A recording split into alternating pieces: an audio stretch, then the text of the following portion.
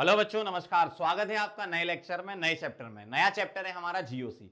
जैसा कि हमने आइसोमेरिज्म पढ़ लिया है पूरा, बहुत अच्छे तरीके से हमने आइसोमेरिज्म को कवर किया है। ठीक है, दुनिया का कोई भी क्वेश्चन आ जाएगा आप आइसोमेरिज्म का बना लोगे, इतना भरोसा है।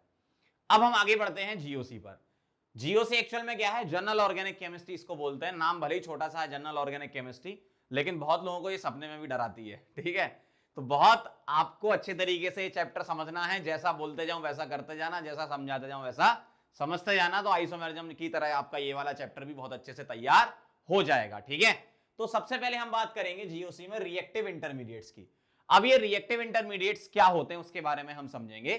कोई भी ऑर्गेनिक रिएक्शन होती है तो वो एक पर्टिकुलर पाथ को फॉलो करती है। जैसे अपने पास कोई एक रिएक्टेंट होता है, रिएक्टेंट में हम रिएजेंट मिलाते हैं तो हमारे पास कुछ इंटरमीडिएट वगैरह बनती हैं, या इंटरमीडिएट नहीं भी बना तो कुछ ट्रांजिशन स्टेट्स बनती हैं जहां पर बॉन्ड फॉर्मेशन और बॉन्ड ब्रेकिंग होता है, और उसके बाद हमें क्या मिलते हैं? प्रोडक्ट्स मिलते हैं। ठीक है, तो यही बेसिक सी चीज है क्या कि रिएक्टिव इंटरमीडिएट जनरेट कैसे होते हैं। जैसे मेरे पास कोई सबस्ट्रेट या रिएक्टेंट होता है, ठीक है, सबस्ट्रेट होता है या फिर हम उसको बोलते हैं रिएक्टेंट। तो सबस्ट्रेट या रिएक्टेंट में हम क्या मिलाते हैं? इसमें हम मिलाते हैं रिएजेंट। रिएजेंट वो चीज होती है जो इससे रिएक्ट करती है। ठीक है, अब इसको आप रिएक्टेंट भी बोल सकते हैं, कोई दिक्कत नहीं। मतलब दो लोग आपस में रिएक्शन करते हैं यहां पर, तो क्या होता है? इंटरमीडिएट बनता है। मोस्ट ऑफ द रिएक्शन में ऐसा होता है कि इंटरमीडिएट बनते ही हैं। कुछ रिएक्शन ऐसी होती है जिसमें इंटरमीडिएट नहीं भी बनता है, वो हम रिएक्शन जब स्टडी करेंगे तब बात करेंगे। इंटरमीडिएट्स आपके बने, और इंटरमीडिएट्स बनने के बाद फिर बनते हैं आपके प्रोडक्ट्स एंड बाई प्रोडक्ट्स। मतलब जो डिजायर्ड प्रोडक्ट है जिसके लिए आप रिएक्शन करा रहे हो वो बनेगा, और बाई प्रोडक्ट्स बनेंगे। ठीक है, तो प्रोडक्ट प्लस बाय प्रोडक्ट्स यहां पर बनते हैं। तो समझ में आई बात क्या होती है ऑर्गेनिक रिएक्शन में? रिएक्टेंट या सबस्ट्रेट में रिएजेंट को मिलाते हैं तो क्या बनते हैं? इंटरमीडिएट, और उसके बाद बनते हैं प्रोडक्ट। ऐसा होता है, बिल्कुल बेसिक सी चीज है। अब ये जो इंटरमीडिएट हैं ये क्या क्या हो सकते हैं? ये इंटरमीडिएट क्या क्या हो सकते हैं वो कौन बताएगा? वो बताएगा रिएक्टेंट में होने वाली बॉन्ड ब्रेकिंग। रिएक्टेंट में होने वाली बॉन्ड ब्रेकिंग से हमें आइडिया लगेगा कि कौन सा इंटरमीडिएट बनेगा। और बॉन्ड ब्रेकिंग कौन करवाएगा? रिएजेंट करवाएगा कि भैया ऐसे कर लो बॉन्ड ब्रेकिंग, है ना। तो ये कहानी है आपकी मेन। तो अब अगर हम बॉन्ड ब्रेकिंग की बात समझें कि रिएक्टेंट के अंदर बॉन्ड ब्रेकिंग कैसे हो, तो बॉन्ड ब्रेकिंग या बॉन्ड फिजन दो टाइप से हो सकता है। बॉन्ड ब्रेकिंग या बॉन्ड फिजन या बॉन्ड क्लीवेज हम बोलते हैं। ठीक है, बॉन्ड फिजन और क्लीवेज और ब्रेकिंग, है ना। बॉन्ड फिजन, बॉन्ड ब्रेकिंग या बॉन्ड क्लीवेज बात एक ही है। तो बॉन्ड फिजन किस टाइप से होना है? दो टाइप से होना है हमेशा बॉन्ड फिजन। कैसा? या तो हेट्रोलिटिक होना है, हेट्रोलिटिक, या होमोलिटिक होना है, होमोलिटिक होना है। Homolytic bond fission usually sunlight में होता है। आप लाइट के साथ रिएक्शन कराओ या सॉल्यूशन में रिएक्शन कराते हो तो नॉन पोलर सॉल्वेंट के साथ हम रिएक्शन कराते हैं। ऐसा सॉल्वेंट जिसका डाइपोल मोमेंट क्या होता है? जीरो होता है, नॉन पोलर इसलिए बोलते हैं। और हेट्रोलिटिक यूजुअली पोलर सॉल्वेंट में होती है।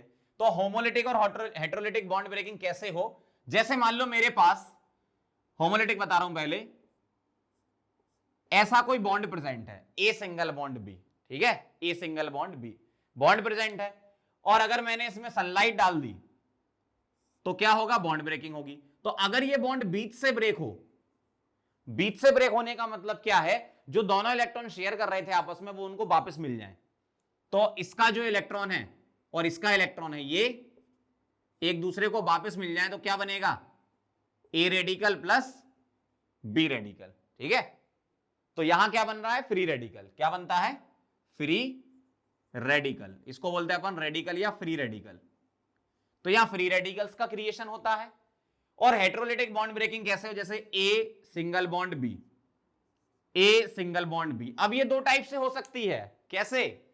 अगर ये दोनों इलेक्ट्रॉन मान लो बी रख ले तो ए पर क्या आएगा? प्लस, और बी पर क्या आएगा? माइनस। तो यहां क्या बनेगा? Positive and negative charge. Similarly अगर बॉन्ड ब्रेकिंग कुछ ऐसी हो कि ये दोनों इलेक्ट्रॉन कौन रख ले? ए रख ले, तो क्या आएगा?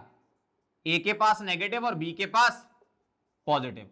अगर ए अपना कार्बन हो, सपोज अगर ए अपना कार्बन हो, तो यहां क्या बनेगा? सी पॉजिटिव, यहां क्या बनेगा? सी नेगेटिव, यहां क्या बनेगा? सी रेडिकल। तो इसका नाम होता है कार्बन फ्री रेडिकल। क्या होता है बेटा?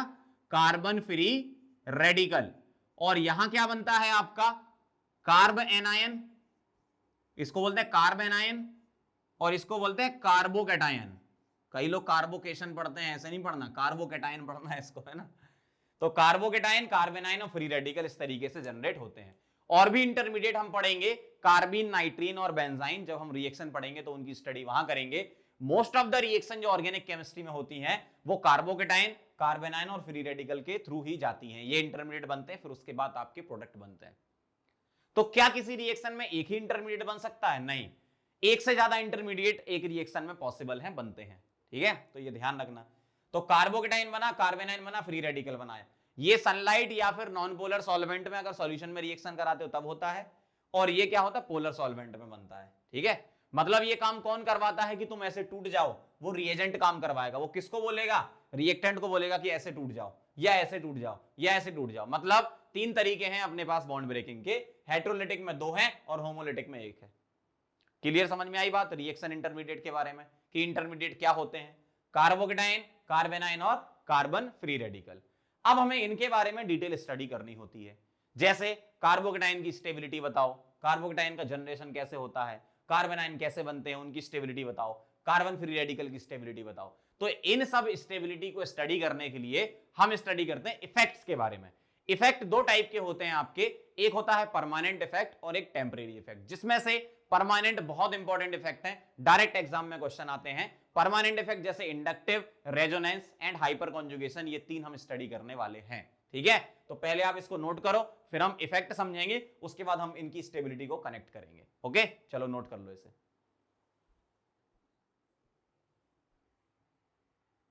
चलो बच्चों, तो अब आगे बढ़ते हैं और इफेक्ट के बारे में समझते हैं। 2 टाइप के इफेक्ट मैंने बोले, एक परमानेंट और एक टेम्परेरी। तो हम स्टार्ट कर रहे हैं परमानेंट इफेक्ट। परमानेंट इफेक्ट क्या होते हैं? जो मॉलिक्यूल में हमेशा ऑपरेट होते हैं, ठीक है, ध्यान रखना। परमानेंट इफेक्ट क्या होते हैं? Always operate in a molecule. किसी भी मॉलिक्यूल में जो हमेशा ऑपरेट होते हैं उसको हम बोलते हैं क्या? Permanent effect. यहां रिएजेंट डालने की जरूरत नहीं है, रिएक्टेंट अपने आप ही इफेक्ट दिखाता है ये, ठीक। तो ये 3 टाइप के बेसिकली हम पढ़ते हैं, इंडक्टिव, हाइपर कॉन्जुगेशन और रेजोनेंस, ठीक है। तो हम स्टार्ट कर रहे हैं सबसे पहले इंडक्टिव इफेक्ट। नाम से ही क्लियर है, इंडक्टिव का मतलब इंड्यूस। इंड्यूस का मतलब एक एटम या ग्रुप की वजह से दूसरे पर कुछ ना कुछ चार्ज इंड्यूस होना, इसका मतलब ये है। जैसे इंडक्टिव इफेक्ट के बेसिक पॉइंट पहले लिखेंगे, फिर अपन समझा देंगे आपको। पहला पॉइंट क्या है? पहला पॉइंट है operate to sigma bond.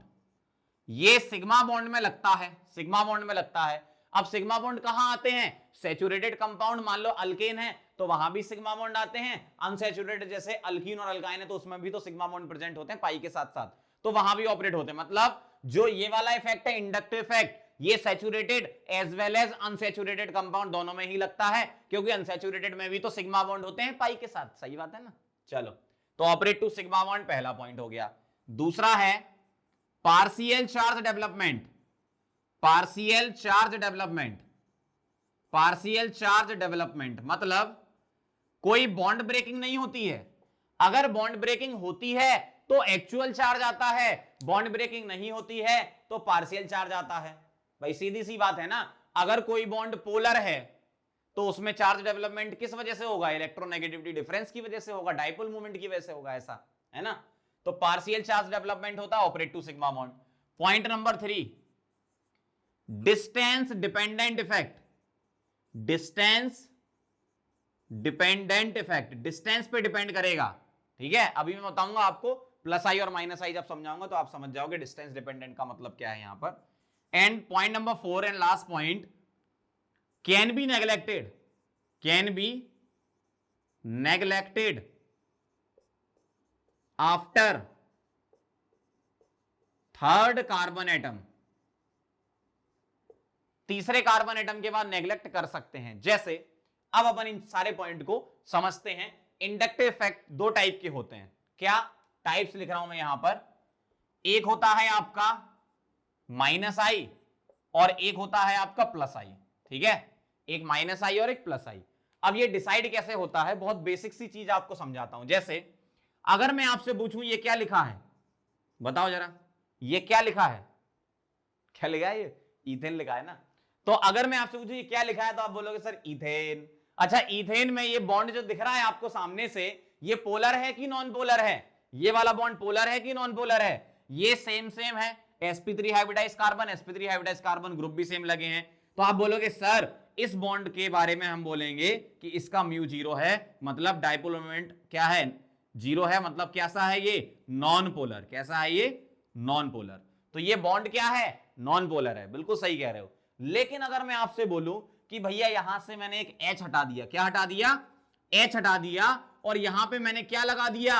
Cl लगा दिया, ठीक है? H हटा दिया, Cl लगा दिया, ठीक है? अब ध्यान से देखना जरा, Cl is more electronegative than carbon, आपको पता ही है।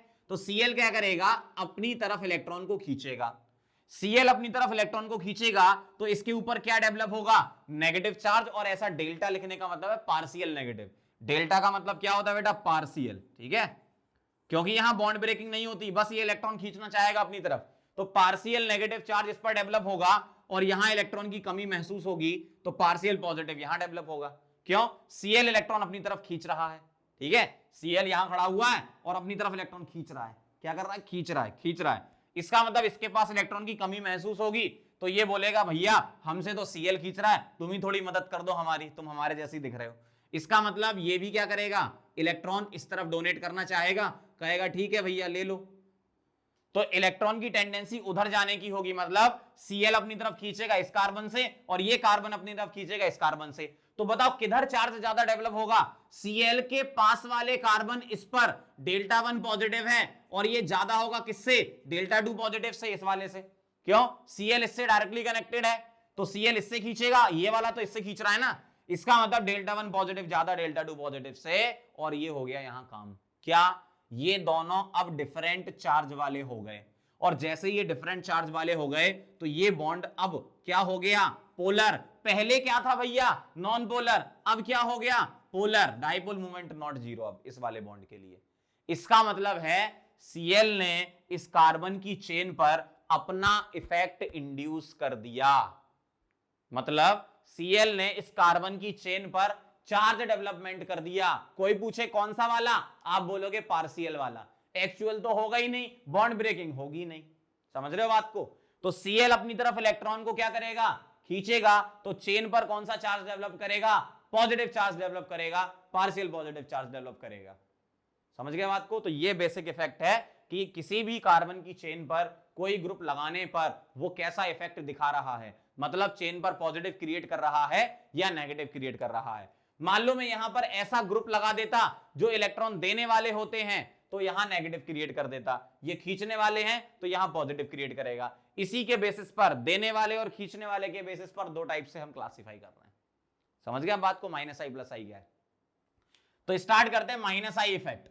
माइनस आई इफेक्ट कैसे बता रहा हूं मैं, ध्यान से देखो। कार्बन की मेरे पास मान लो ये चेन है, और यहां पर मैंने कोई ऐसा ग्रुप लगा दिया जो माइनस आई कैटेगरी से बिलोंग करता है, मतलब खींचता है।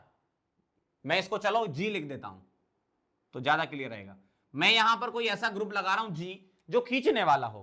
खींचने वाला हो इसका मतलब ये अपनी तरफ इलेक्ट्रॉन खींचेगा, यहां नेगेटिव क्रिएट करेगा, यहां पॉजिटिव क्रिएट करेगा। ये बोलेगा मदद तो ये करेगा यस, मदद कर दी। ये बोलेगा इससे मदद तो ये कर देगा इसकी मदद। लेकिन ये तो पक्का है कि डेल्टा 1 पॉजिटिव ज्यादा, फिर डेल्टा 2 पॉजिटिव, फिर डेल्टा 3 पॉजिटिव, क्योंकि जी क्या है? इस वाले से डायरेक्टली कनेक्टेड है। ये इससे मांगेगा, ये इससे मांगेगा, ये इससे मांगेगा, ऐसा होगा, और इफेक्ट धीमे धीमे कम होता जाएगा। ठीक है? जैसे आपने टग ऑफ वॉर देखा है ना, जो आगे खड़ा हुआ इंसान है वो बहुत ज्यादा पावर लगाता है, पीछे जाते जाते पावर क्या होती जाती? कम होती जाती है ना, वही है। प्लस आई के बारे में बात कर लें। अगर मैं यहां पर ऐसा ग्रुप लगा दूं जो इलेक्ट्रॉन देने वाला हो, जो इलेक्ट्रॉन देने वाला हो, तो इसने इलेक्ट्रॉन दिया, इसने इसको दिया, इसने इसको दिया, इसने इसको दिया तो क्या बन गया? Delta 1 negative. इसने इसको दिया तो क्या बन गया? Delta 2 negative. इसने इसको दिया तो क्या बन गया? Delta 3 negative. और इतना पक्का है जो पहले लेता है वो मजे में रहता है ना, मतलब डेल्टा 1 नेगेटिव क्या होगा? ज्यादा। क्यों? ये पास में है ना इसके, तो इसको तो मजा आ गया भाई, इलेक्ट्रॉन मिल रहे हैं। तो ये डेल्टा 1 नेगेटिव, इसके आगे जाओगे डेल्टा 2 नेगेटिव, इसके आगे जाओगे डेल्टा 3 नेगेटिव, और ये चार्ज का जो है वो ऑर्डर लिखा है मैंने, क्या? डेल्टा 1 नेगेटिव ज्यादा, फिर डेल्टा 2 नेगेटिव, फिर डेल्टा 3 नेगेटिव। अब ध्यान से सुनना, ऐसे एटम या ग्रुप, ऐसे एटम या ग्रुप ऐसे एटम या ग्रुप जो इलेक्ट्रॉन खींचते हैं, इन ग्रुप को बोलते हैं इलेक्ट्रॉन विड्रॉइंग ग्रुप। EWG लिखते हैं शॉर्ट फॉर्म में, क्या? Electron withdrawing group. और इलेक्ट्रॉन सीकिंग ग्रुप, मतलब इलेक्ट्रॉन चाहिए, इलेक्ट्रॉन सीकिंग ग्रुप, ESG, ठीक है, इलेक्ट्रॉन सीकिंग ग्रुप। ऐसे एटम या ग्रुप जो इलेक्ट्रॉन देते हैं, उन जी को बोलते हैं हम electron donating group, electron donating group, EDG। और इलेक्ट्रॉन रिलीजिंग ग्रुप, इलेक्ट्रॉन छोड़ रहे हैं, रिलीजिंग ग्रुप, ERG। और प्लस आई ग्रुप, सिंपली आप ये बोल सकते हो। और यहां भी और क्या, माइनस आई ग्रुप।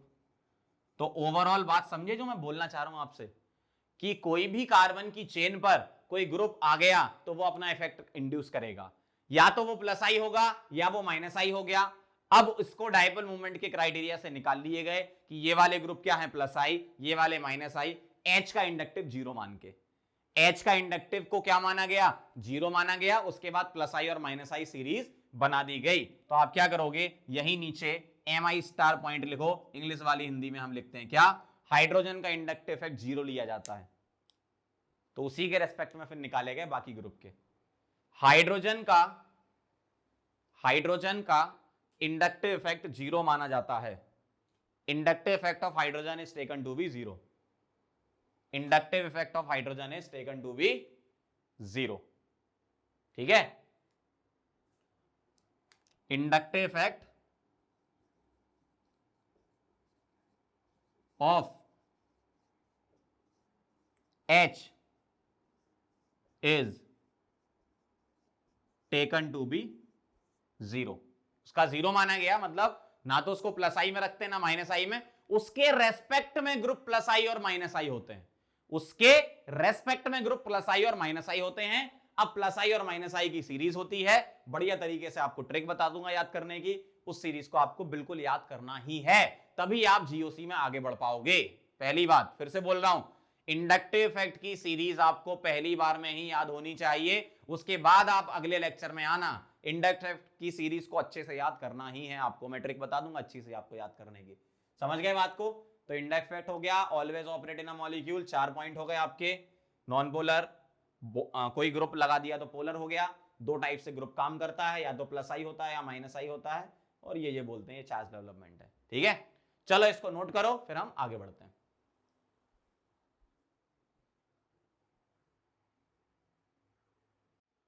चलो बच्चों, तो आगे बढ़ते हैं और अब मैं आपको सीरीज बताने जा रहा हूं। तो सबसे पहले हम माइनस आई इफेक्ट की सीरीज लिखेंगे, किसकी, माइनस आई इफेक्ट की। और ये सीरीज आपको बिल्कुल याद होनी चाहिए। हाइड्रोजन का इंडक्टिव 0 मान लिया गया, उसको 0 ले लिया गया, उसके रिस्पेक्ट में निकाले गए सभी ग्रुप के इंडक्टिव पावर, ठीक है। तो मैं क्या कर रहा हूं, माइनस आई इफेक्ट सीरीज लिख रहा हूं पावर के अकॉर्डिंग। क्या लिख रहा हूं मैं, पावर के अकॉर्डिंग। तो ध्यान से देखना जरा, पावर क्या होगी। सबसे पहले आता है NF3 पॉजिटिव, और इसको याद भी करते जाना आप, कैसे, ना फरहान, इस तरीके से, ना फरहान, ना ऋतिक, शाहरुख, ठीक है, SR मतलब शाहरुख, ना फरहान, ना ऋतिक शाहरुख, ना हिमेश, ना ओमपुरी सलमान, मतलब सल्फोनिक एसिड को सलमान से याद करेंगे ना, ना ओमपुरी सलमान, साइना अली, मतलब साइनाइड और एल्डिहाइड, साइना अली की कार में, कार मतलब कार्बोक्सिलिक एसिड, फादर कलेक्टर बेटा इंस्पेक्टर, फादर कलेक्टर बेटा इंस्पेक्टर। फिर उसके बाद इधर लिख रहा हूं, और एल्कोहल की मम्मी, अल्काइन नहीं है,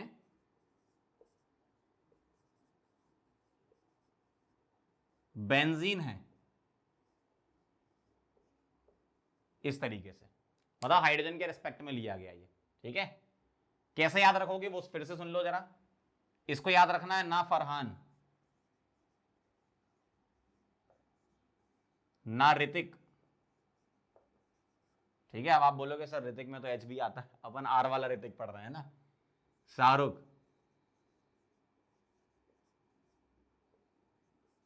ना हिमेश, ना ओमपुरी, सलमान, साइना अली, साइनाइड एल्डिहाइड, साइना अली की कार में, कार मतलब कार्बोक्सिलिक, कार में फादर, कलेक्टर, बेटा, इंस्पेक्टर, ठीक है। इस तरीके से याद करना आपको, है ना। और एल्कोहल की मम्मी, अल्काइन नहीं है, बेंजीन है। इस तरीके से बेंजीन का बेंज ले लें, मतलब ये बेंजीन हो गया, और इन मतलब डबल बॉन्ड, अल्कीन, बेंजीन है। तो इन क्या हो गया आपका, CH डबल बॉन्ड CH2। तो बेंजीन मतलब क्या हो गया आपका, पीएच या फिनाइल ग्रुप जिसको आप बोलते हो, ठीक है। समझ गए बात को। ना फरहान ना ऋतिक शाहरुख, ये सल्फर है, आर मतलब अल्काइल ग्रुप है। ना हिमेश NH3 पॉजिटिव, ना ओमपुरी NO2। सलमान हो गया आपका सल्फोनिक, साइना साइनाइड हो गया, अली CHO हो गया एल्डिहाइड, कार मतलब यहां COH कार्बोक्सिलिक एसिड, फादर मतलब फ्लोरीन, कलेक्टर क्लोरीन, बेटा ब्रोमीन, इंस्पेक्टर आयोडीन, ठीक है। और मतलब OR ग्रुप, OR मतलब ईथर वाला ग्रुप, और एल्कोहल मतलब OH ग्रुप, एल्कोहल की मम्मी, अल्काइन मतलब C ट्रिपल बॉन्ड CH, नहीं है मतलब NH2, बेंजीन मतलब फिनाइल रिंग, इसको क्या बोलते हैं अपन, फिनाइल ग्रुप बोलते हैं, ठीक है। इन मतलब अल्कीन और हाइड्रोजन ले लिया, ठीक है। इस तरीके से आप याद कर लेना। ये हो गया आपका पहला पॉइंट, ये तो आपको पावर के अकॉर्डिंग याद करना है। दूसरा पॉइंट लिख रहा हूं पावर के अकॉर्डिंग, अगर तुम टॉप टू बॉटम आते हो तो इलेक्ट्रोनेगेटिविटी क्या होती है, डिक्रीज होती है, तो -I पावर क्या होगी, डिक्रीज। आप इसको याद रख सकते हो। बाकी इलेक्ट्रोनेगेटिविटी पूरा क्राइटेरिया नहीं है इंडक्टिव इफेक्ट निकालने का, डायपोल मोमेंट भी एक क्राइटेरिया होता है। तो अपन क्या कर रहे हैं, डायपोल मोमेंट और इलेक्ट्रोनेगेटिविटी के बेसिस पर, दोनों के बेसिस पर लिख रहे हैं ये। अब ऐसा नहीं कि सर आप बोलो कि यहां तो नाइट्रोजन भी आ रहे हैं, ये फ्लोरीन से आगे कैसे आ गए, तो हमेशा इलेक्ट्रोनेगेटिविटी क्राइटेरिया नहीं होता। ध्यान से सुन लो जरा, टॉप टू बॉटम इलेक्ट्रोनेगेटिविटी हम लगा रहे हैं क्या, क्योंकि NP और AS, इसको याद रखने के लिए हम ऐसा कर रहे हैं। जबकि निकाले तो ये डायपोल मोमेंट के अकॉर्डिंग गए, CH बॉन्ड के हिसाब से बाकियों का निकाल लिया गया। तो इसको हम याद रखने के लिए ऐसा कर रहे हैं कि जिसका इलेक्ट्रोनेगेटिविटी ज्यादा उसका -I पावर ज्यादा, ठीक है। और तीसरा देखो जरा, अगर मैं डबल बॉन्ड में चलूं तो CHO आता है, फिर CH डबल बॉन्ड NH आता है, और फिर CH डबल बॉन्ड CH2 आता है। अगर तुम डबल बॉन्ड में चलना चाहते हो तो, जैसे यहां देखना जरा, साइनाइड में तो ट्रिपल आता है, तो ये तो एल्डिहाइड से ज्यादा है। लेकिन अगर इमीन ले लिया, imine CH double bond NH को क्या बोलते हैं, इमीन, IMINE, और अल्किन ले लिया, तो इनमें कैसे याद रखोगे, सेम वही इलेक्ट्रोनेगेटिविटी से, ऑक्सीजन, नाइट्रोजन, देन कार्बन। ये याद रखने का तरीका बता रहा हूं मैं, है ना, कि ऐसे आप याद रख सकते हो। तो ये हो गया आपका एक सीरीज, ये हो गई, दूसरी वाली ये हो गई, और तीसरी ये हो गई। ये आपको याद रखनी है, ये आपकी -I इफेक्ट की सीरीज है, पक्का याद हो जाएगी। अच्छे से इनको याद कर लेना, बहुत अच्छे से, बिल्कुल एकदम तरीके, मतलब एक तरीके से रटना है आपको इसको प्योरली। उसका याद करने का तरीका मैंने बता दिया, और जब भी आप नेक्स्ट लेक्चर में आएंगे तो ये याद करके आएंगे, ये ध्यान रखेंगे, है ना। चलो इसको नोट करो, फिर मैं आपको +I सीरीज बताता हूं, लिख लो इससे पहले।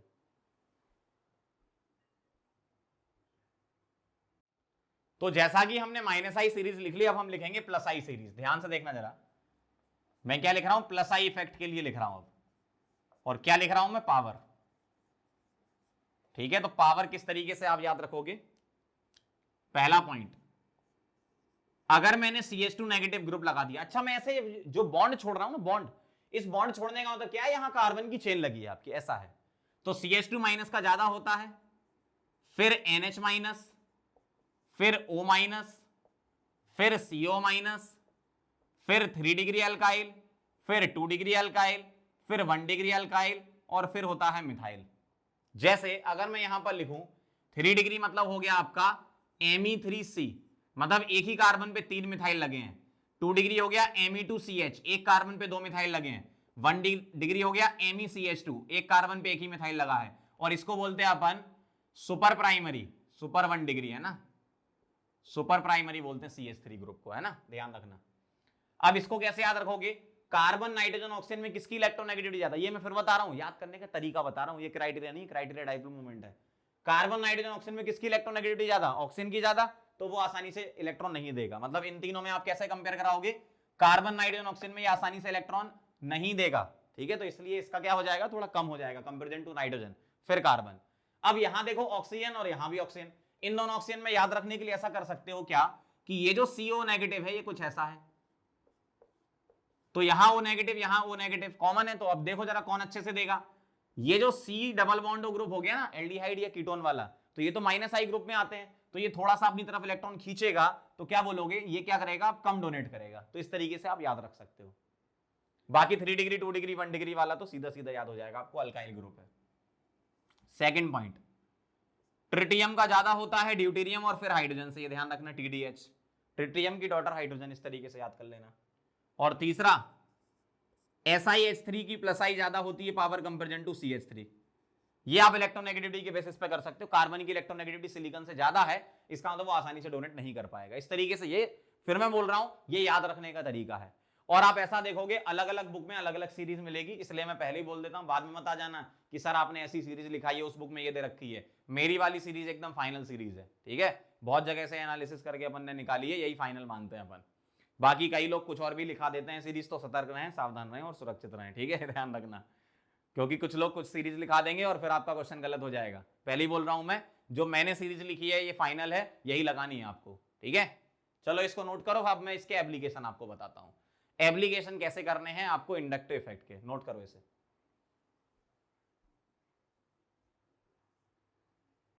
चलो बच्चों, तो थोड़ा ध्यान देना, अपन एप्लीकेशन से पहले थोड़ी सी और चीजें समझते हैं। ये मैं आपको क्वेश्चन करा रहा हूं, इसमें क्या है, draw the direction of the effect, थोड़ा सा इफेक्ट के बारे में और आप समझ जाओगे अंदर की बातें, ठीक है। ध्यान से देखना, मुझे क्या करना, हर एक कंपाउंड में सिग्मा बॉन्ड पर मुझे डायरेक्शन लिखनी है, किस तरफ डायरेक्शन हम बनाएंगे।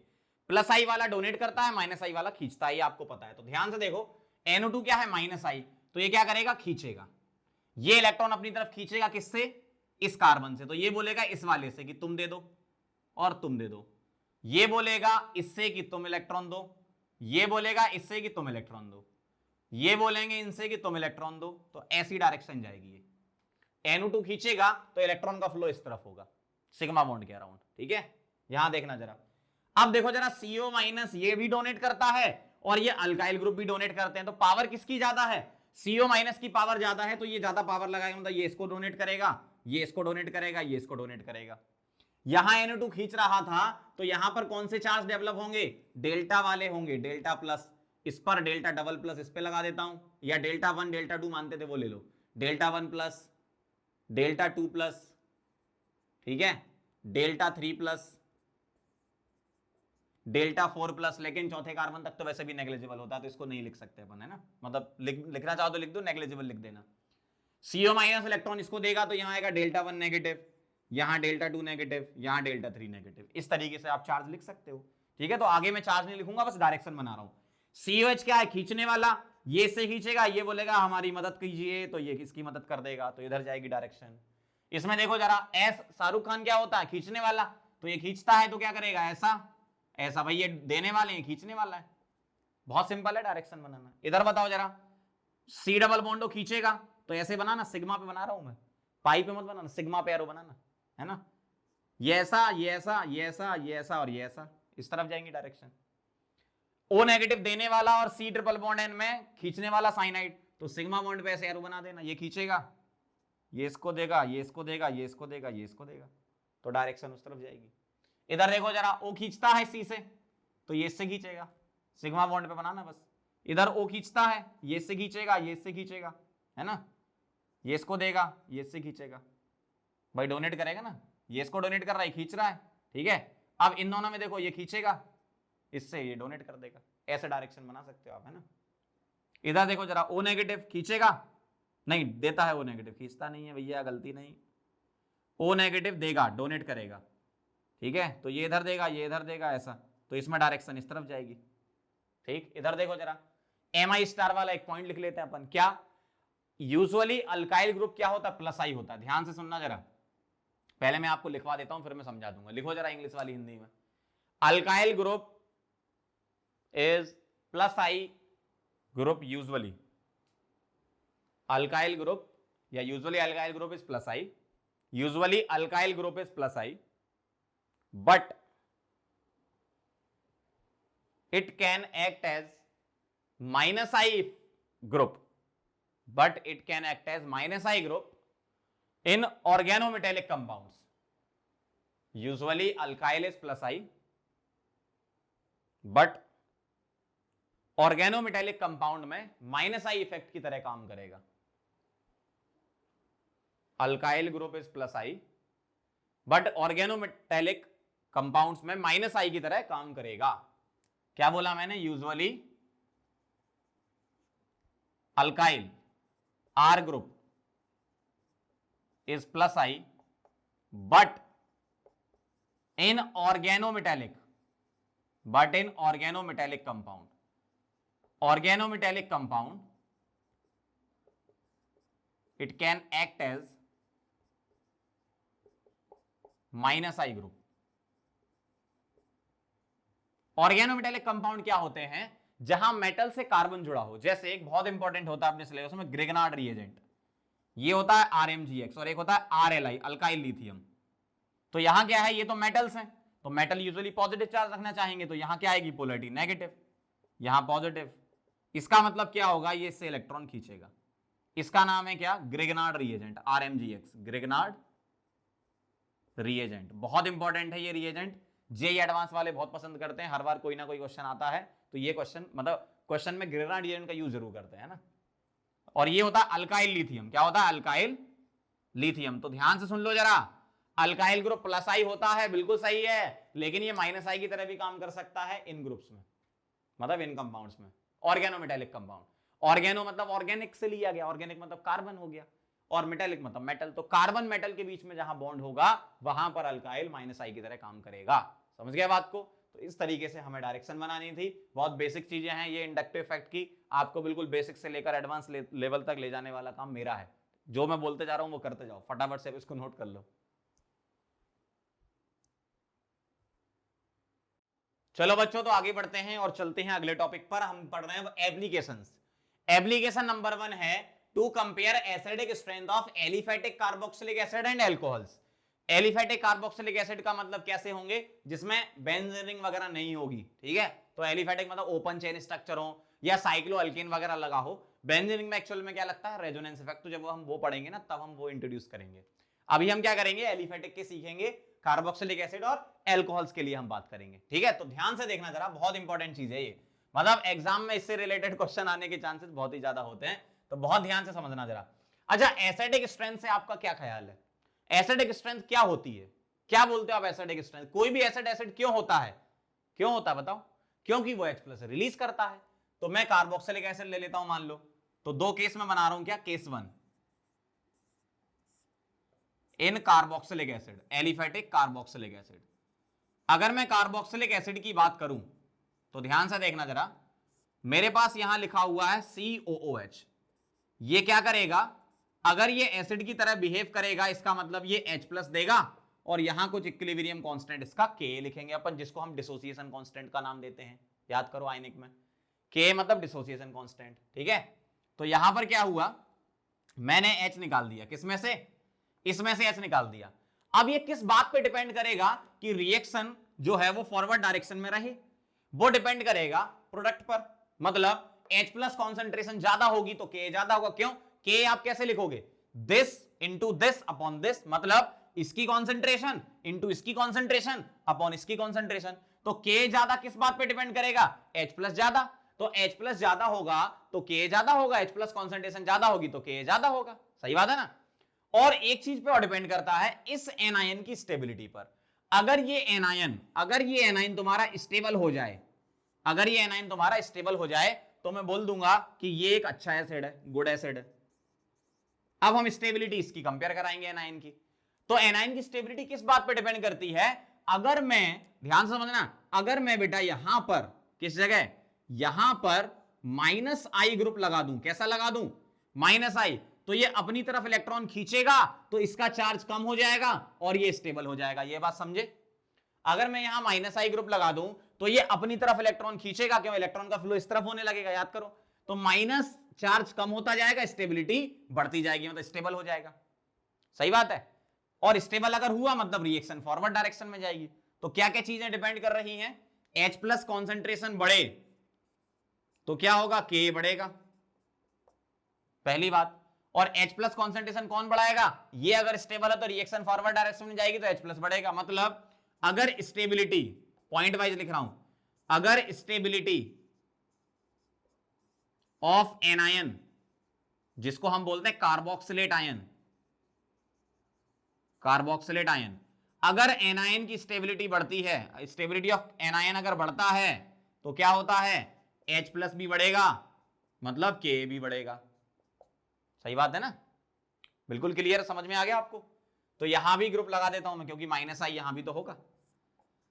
तो माइनस आई ग्रुप अगर हुआ तो H प्लस निकलने के बाद वो क्या करेगा? इसको स्टेबल कर देगा, एनायन को। और एनायन को स्टेबल करना मतलब सीधी सी बात है ना यार, चार्ज स्पीसी का चार्ज कम कर देना मतलब उसको स्टेबल कर देना, सीधी सी बात है। तो चार्ज स्पीसी है ये, तो चार्ज कम कैसे होगा?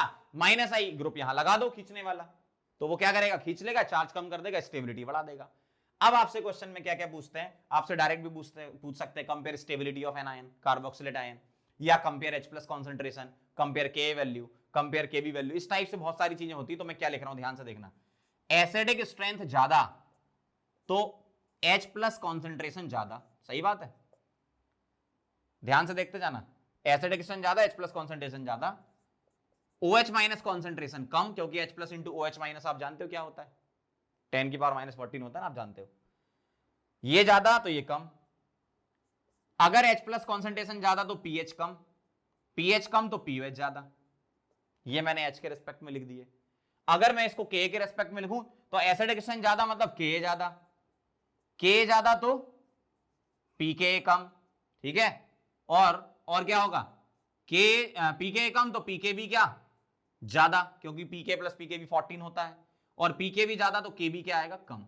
तो ये सारी चीजें इंटरकनेक्टेड है एक दूसरे से। तो आपसे क्वेश्चन में कुछ भी पूछ सकते हैं, compare pKb value, compare K value, compare pK value, compare pH, compare pOH।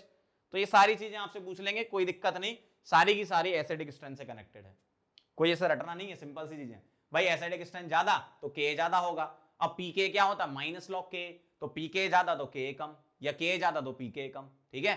pK plus pKb क्या होता है? 14, तो एक ज्यादा तो दूसरा कम। pH प्लस pH क्या होता है? 14, तो एक ज्यादा तो दूसरा कम। तो इस टाइप से होता है ना। तो ये सारी की सारी चीजें एक ही है, मतलब एक ही तरीके, मतलब आप ये समझो एसिडिक स्ट्रेंथ ज्यादा ही है। ये कोई सा भी ले लो आप, एसिडिक स्ट्रेंथ क्या है? ज्यादा ही है इनकी, है ना। तो ये कहानी हो गई किसकी? कार्बोक्सिलिक एसिड की। सेम टू सेम ऐसा ही हम किसमें? अल्कोहल्स में कर सकते हैं। ध्यान से देखो जरा, केस 2, अगर मेरे पास अल्कोहल है तो क्या होगा? OH होगा, ये भी वही काम करेगा, O नेगेटिव बनाएगा और क्या देगा? H प्लस देगा, और इसका कुछ अपना K होगा। तो सिमिलर यहां पर भी वैसा ही है। क्या यहां अगर मैं क्या लगा दूं? माइनस आई ग्रुप लगा दूं कार्बन की चेन में, तो माइनस आई क्या करेगा? यहां पर खींचेगा, इसका चार्ज क्या कर देगा? कम। कार्बन की चेन भी होगी बीच में कुछ, है ना। तो ये क्या करेगा? कम कर देगा, नेगेटिव आयन का जो चार्ज है वो कम कर देगा, मतलब स्टेबल कर देगा, ठीक है। तो सिमिलर ऐसा ही हो गया, ठीक। तो stability of O negative, O negative मतलब हम बोल सकते हैं एल्कोक्साइड आयन बोल सकते हैं ना, क्योंकि कार्बन की चेन और O नेगेटिव होगा। जैसे ROH को अल्कोहल बोलते हो आप, तो RO माइनस को एल्कोक्साइड बोलते हो, तो हम एल्कोक्साइड उसको बोल सकते हैं। तो ये कहानी है, सेम ही है, सेम टू सेम वैसा ही है, सिमिलर, है ना। तो मैं क्या लिख देता हूं? सिमिलर टू कार्बोक्सिलिक एसिड, है ना। तो ओवरऑल हम लिख लेते हैं अब क्या, दोनों को मिला के क्या लिखना है आपको? फाइनल पॉइंट जो है उसमें MI स्टार लिखेंगे, जिससे आपके आंसर आएंगे acidic strength is directly proportional to minus I group. और अगर आपने उल्टा लगा दिया, प्लस आई वाला लगा दिया, वो तो माइनस चार्ज को और बढ़ा देगा और कम स्टेबल कर देगा, है ना। तो acidic strength is directly proportional to minus I और inversely proportional to plus I. Carboxylic acid और अल्कोहल के ही आपको यूजुअली क्वेश्चन मिलते हैं, समझ गए। तो फाइनल चीज आपको ये ध्यान रखनी है, क्या?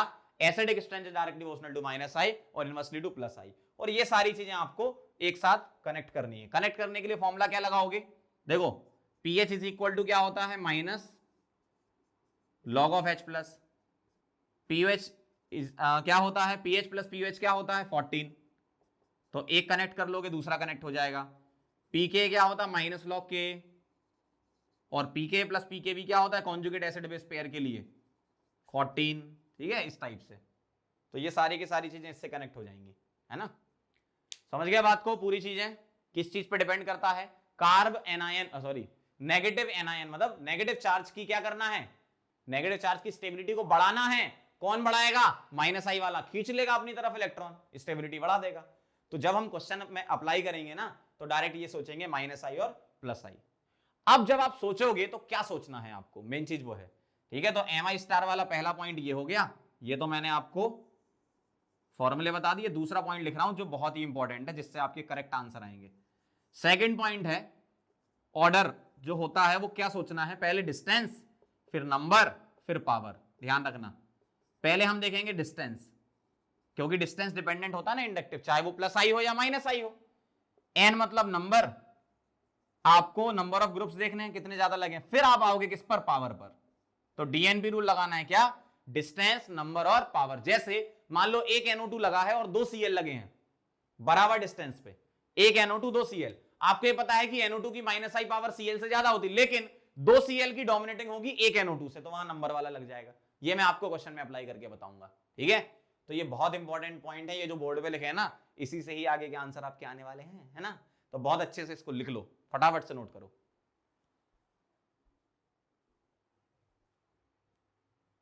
चलो बच्चों तो आगे बढ़ते हैं, और अब मैं आपको क्वेश्चन करके बता रहा हूं, ध्यान से देखना कैसे अप्लाई करना है क्वेश्चन में आपको।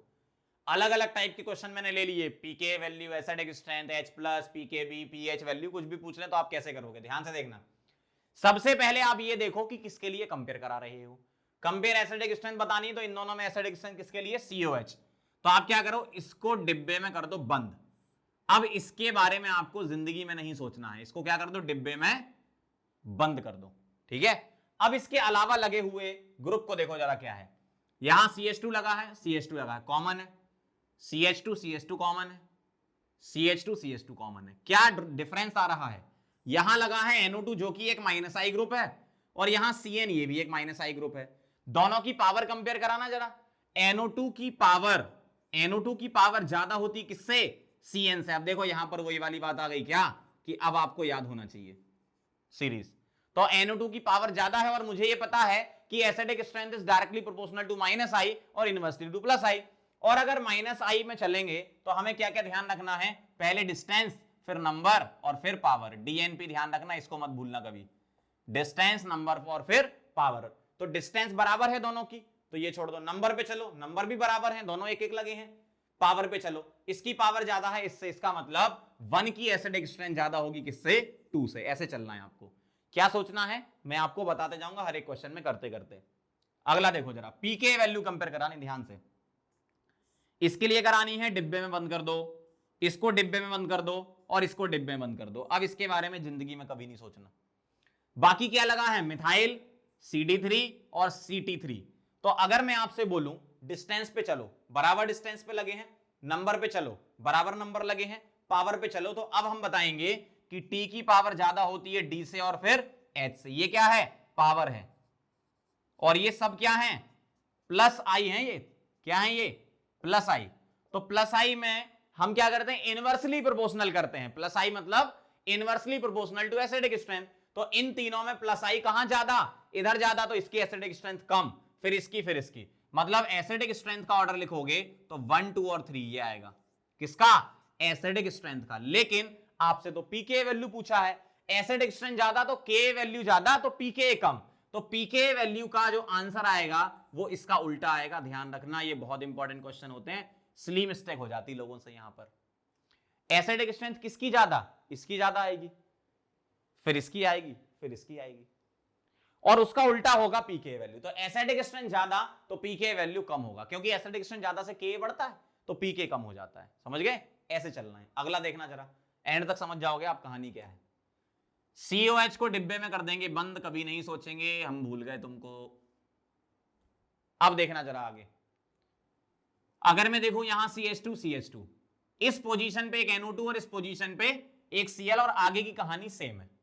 तो अब आप देखो जरा DNP लगाओ, डिस्टेंस बराबर नंबर, अब नंबर अलग हो गए। क्या यहां लगे हैं दो दो Cl और दोनों ही -I, और यहां लगा है एक NO2 -I। तो अब यहां पावर मत लगा देना, यहां नंबर से करेंगे और -I में नंबर ज्यादा होगा तो एसिडिक स्ट्रेंथ ज्यादा होगी। तो एसिडिक स्ट्रेंथ का ऑर्डर आएगा 1 की ज्यादा होगी 2 से, 1 की एसिडिक स्ट्रेंथ ज्यादा होगी बेटा 2 से। लेकिन आपसे तो पीएच वैल्यू पूछी है, एसिडिक स्ट्रेंथ ज्यादा तो H+ कॉन्सेंट्रेशन ज्यादा तो पीएच क्या हो जाएगी कम, तो 1 इज लेस देन 2। क्या पीएच बताया मैंने, ये समझ गए बात को, ऐसे कनेक्ट करना है आपको। अगला कंपेयर H+ कॉन्सेंट्रेशन, मतलब सीधे सीधे H+ कॉन्सेंट्रेशन पूछी है और यहां मैंने COH ना लेके OH ले लिया।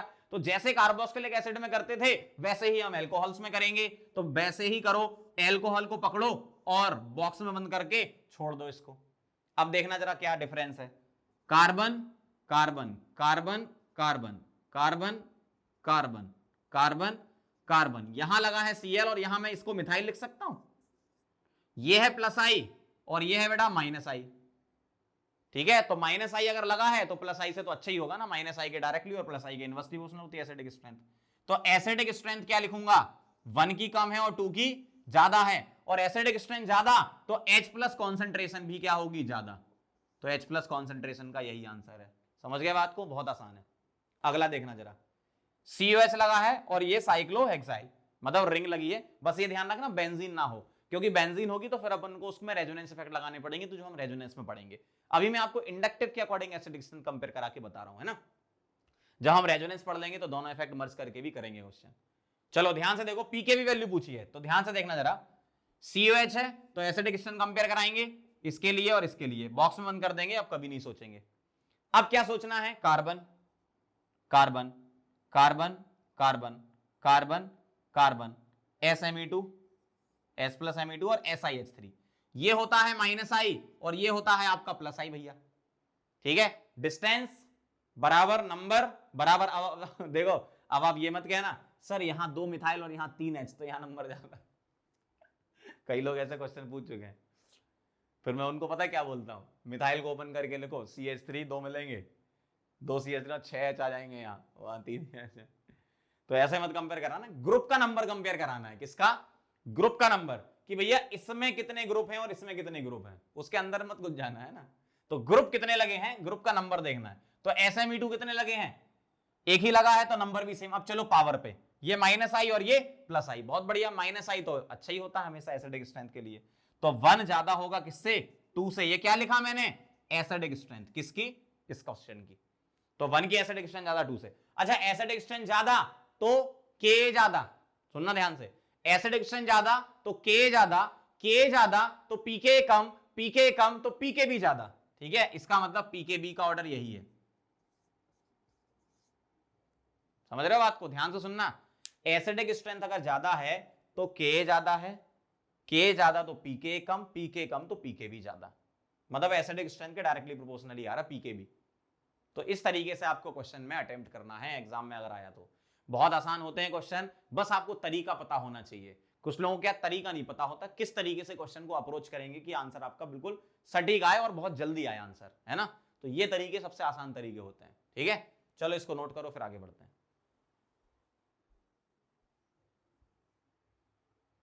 चलो बच्चों तो आगे बढ़ते हैं और एक इंपॉर्टेंट पॉइंट के बारे में बात कर लेते हैं। डाई कार्बोक्सिलिक एसिड आपको दे दिया जा सकता है ना, तो इसमें कुछ अलग टाइप का कॉन्सेप्ट लगता है, तो वो मैं बताता हूं आपको। इसको अपन ने नाम दिया पंकज सर स्पेशल कॉन्सेप्ट, ठीक है। ध्यान से देखना जरा, कॉन्सेप्ट पे ध्यान देना। डाई कार्बोक्सिलिक एसिड में आपको एसिडिक स्ट्रेंथ कंपेयर करवाएंगे, तो मैं क्वेश्चन के फॉर्म में लिख रहा हूं, compare compare Ka1 values of, पहला आपको दे रखा है COH ऐसा, दूसरा दे रखा है COH, एक CH2 फिर COH, तीसरा दे रखा है आपको COH, CH2 COH and so on. इसमें बीच में CH2 बढ़ते जा रहे हैं, ठीक है। इसका नाम होता है ऑक्सैलिक एसिड, अगर आप नाम याद करना चाहो तो। ऑक्सैलिक एसिड, इसको बोलते हैं बेटा मेलोनिक एसिड, मेलोनिक एसिड, इसको बोलते हैं सक्सीनिक एसिड, सक्सीनिक एसिड है ना। और CH2 बढ़ाते जाओ, अगला देखना जरा, COH, एक CH2, दो CH2, तीन CH2 और COH, ठीक है, इसका नाम है ग्लूटेरिक एसिड। अगला देखो जरा, 4 CH2 कर दो, तो अब मैं कंबाइन करके लिख दूं ऐसे, CH2 4 मतलब 4 बार है ये, COH COH, ये होता है एडिपिक एसिड, और CH2 5, अगर बीच में एक CH2 और बढ़ा दूं तो ये होता है पमेलिक एसिड, ठीक है, पमेलिक एसिड। और डाइकार्बोक्सिलिक एसिड, इसमें से अपन पहला पॉइंट ले रहे हैं इसमें, और पहला क्वेश्चन लिख रहा हूं, कंपेयर के वैल्यू, इनकी कंपेयर कराना है, ठीक है, ध्यान से देखना जरा। इसको मैं 1 बोल देता हूं, इसको 2 बोल देता हूं, इसको 3 बोल देता हूं, इस तरीके से बोल दो आप, इसको 4, इसको 5 और इसको 6। इसके बाद अगर एक CH2 और बढ़ाओगे मतलब CH2 6, तो उसको सुबेरिक एसिड बोलते हैं ना। तो अपन को पमेलिक तक याद रखना, और इसको याद करने की ट्रिक क्या है, ओम्स गैप, ऐसे याद कर लेना। कैसे, ओम्स गैप, ऑक्सैलिक बीच में कोई CH2 नहीं, मेलोनिक एक CH2, succinic 2 CH2, glutaric 3 CH2, adipic 4 CH2, पमेलिक 5 CH2, ऐसे।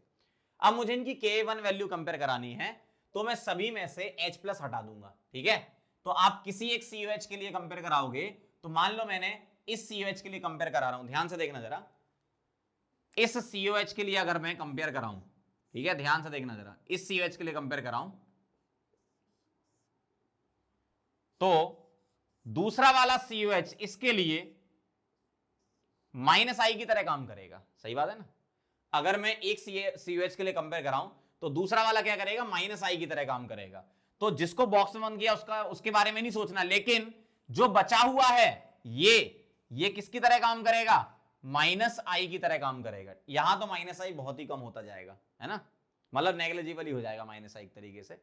लेकिन अगर आपको कंपेयर कराना है तो -I के अकॉर्डिंग चलेंगे। तो आप मुझे एक बार बताना, 1 से लेकर 2 जाने पर, फिर 3 जाने पर, फिर 4 5 6 जाने पर हो क्या रहा है, जिसके लिए मुझे कंपेयर कराना है उससे दूर जा रहा है ग्रुप। देखो COH यहां पर बीच में कोई CH2 नहीं था, यहां एक CH2 तो दूर हो गया, ये और दूर हो गया, ये और दूर हो गया, ये और दूर, ये सबसे दूर, मतलब -I ग्रुप दूर जाता जा रहा है। तो ये एसिडिक स्ट्रेंथ के लिए बहुत गंदी बात है। अच्छी बात तो तब होती कि -I पास आता, तो -I जिसमें पास है उसकी एसिडिक स्ट्रेंथ ज्यादा होगी, तो K1 सबसे ज्यादा होगा ऑक्सैलिक का, फिर किसका होगा, मेलोनिक का, फिर 3 नंबर, फिर 4, फिर 5 और फिर 6 नंबर का, क्योंकि COH दूर जाता जा रहा है, दूसरा वाला COH, पहले के लिए तो मुझे कंपेयर कराना था। तो K1 वैल्यू का ऑर्डर ये हो गया। अब इसमें एक क्वेश्चन और बनता है कि कंपेयर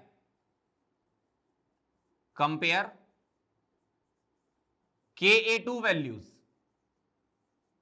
Ka2 वैल्यूज कंपेयर करानी है, समझना बात को है ना। Ka2 वैल्यूज मतलब K1 का मतलब पहला H+ निकालना, K2 मतलब दूसरा निकालना। तो पहला हम किस में से निकाल रहे थे, इसमें से। तो अब ये जो बॉक्स वाले हैं इनमें से H निकल गया, इनमें से H निकल गया, तो ध्यान से देखना जरा, जो बॉक्स वाले थे उनमें से H निकल गया, तो अब आपको ऐसा दिखेगा CO नेगेटिव। इस वाले में कैसा दिखेगा, COOH CH2 CO नेगेटिव। अगले वाले में कैसा दिखेगा, ध्यान से समझना, COH CH2 whole twice CO negative. उसके अगले वाले में क्या दिखेगा, COH CH2 whole thrice CO negative. ध्यान से समझना जरा, COH CH2 whole 4 CO negative, मतलब मैंने एक H निकाल के बना दिया। तो अब जब मैं दूसरा H निकालूंगा, ये मैंने एक H निकाल के बना दिया, अब मैं जब दूसरा H निकालूंगा तो वो कहां से निकलेगा, दूसरे वाले ग्रुप से निकलेगा। तो डाई कार्बोक्सिलिक में पहला H निकलना मतलब K1, दूसरा H निकलना मतलब K2। तो जब मैंने पहला H निकाल के रख दिया तो ऐसा दिखेगा। अब मुझे जब दूसरा H निकालना है तो वो मैं किस में से निकालूंगा, इसमें से निकालूंगा ना। तो अब इसको बॉक्स में बंद करेंगे, ध्यान से समझना, अब हम इसको बॉक्स में बंद करेंगे और इसको बॉक्स में बंद कर दिया। तो अब देखना जरा अब क्या हो रहा है, अब जो दूसरा ग्रुप लगा है वो +I बन गया। यही तो बात थी, इसलिए तो स्पेशल पॉइंट है। भाई पहले मैंने, ध्यान से सुनना, पहले मैं इन COOH के लिए कंपेयर करवा रहा था तो दूसरे वाले COOH माइनस आई की तरह काम कर रहे थे। जब मैंने एक H निकाल दिया तो ऐसा दिखने लगा, तो अब मैं H कहां से निकालूंगा? यहीं से निकालूंगा ना भैया। तो यहां से जब मैं H को निकालूंगा तो दूसरा जो CO माइनस है वो क्या बन चुका है? अब वो बन चुका है तुम्हारा क्या? प्लस आई। क्या बन गया? Plus I. और प्लस आई जितना दूर हो उतना अच्छा है। प्लस आई जितना दूर हो उतना अच्छा है। किसके लिए? एसिडिक स्ट्रेंथ के लिए। तो अगर मैं ये 1 लिखूं, ये 2 लिखूं, ये 3 लिख रहा हूं, ये 4, ये 5 और ये 6, तो अब Ka2 का ऑर्डर क्या आएगा? 1 सबसे कम। क्यों? प्लस आई दूर होना चाहिए, है ना। तो 1, फिर 2, फिर 3 दूर जाता जा रहा है, 4, फिर 5 और फिर 6। ये ध्यान रखना था आपको, इसमें बहुत इंपॉर्टेंट पॉइंट है भाई। अगर मैं K1 पहला K कंपेयर कराता हूं तो किसका ज्यादा होता है? 1 वाले का। लेकिन जब K2 कंपेयर कराऊंगा तो किसका ज्यादा हो जाएगा? 6 वाले का। मतलब पहला H निकालना मींस Ka1, दूसरा H निकालना मींस Ka2। समझ रहे हो बात को? तो ये जो था ओम्स गैप, इसमें आपको एसिडिक स्ट्रेंथ में K1 K2 ध्यान रखना है। समझ रहे हो बात को? अगर मैं K1 और K2 की बात करूं, जैसे किसी का K1 और फिर उसका K2 की बात करूं, तो इधर अगर मैं इसी कंपाउंड का K1 और इसी कंपाउंड का K2 लेता हूं, ठीक, तो किसका ज्यादा होगा? ऑब्वियसली K1 ज्यादा होगा। किससे? K2 से। K1 ज्यादा होगा किससे? K2 से। क्योंकि पहला H निकलना आसान होता है, दूसरा H निकलना मुश्किल होता है। क्यों? माइनस आई वाले ग्रुप प्लस आई में कन्वर्ट हो जाते हैं। तो ये ध्यान रखना, किसी एक पर्टिकुलर एसिड को कंपेयर कराओगे आप, उनकी K1 K2, ये तो मैंने सभी एसिड की K1 कराई, ठीक है, यहां पर, और ये सभी एसिड की K2 कराई। ये क्या थी? K2 वैल्यूज थी। अगर मैं इन दोनों को क्रॉस में चलूं, कैसे?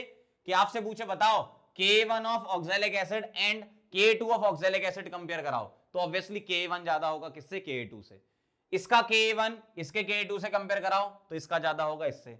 सक्सेनिक का K1 इसके K2 से कंपेयर कराओ, सक्सेनिक का ही K2, तो K1 ज्यादा होगा। ऐसा बोल रहा हूं मैं, है ना। तो ये बहुत इंपॉर्टेंट पॉइंट है। इसी जैसा एक और होता है मैलेइक एंड फ्यूमेरिक एसिड में डाइकार्बोक्सिलिक एसिड। ये दोनों बहुत इंपॉर्टेंट होते हैं, ठीक है। तो पहले ये नोट करो, फिर सेकंड पॉइंट में लिखता हूं डाइकार्बोक्सिलिक एसिड का, नोट कर लो।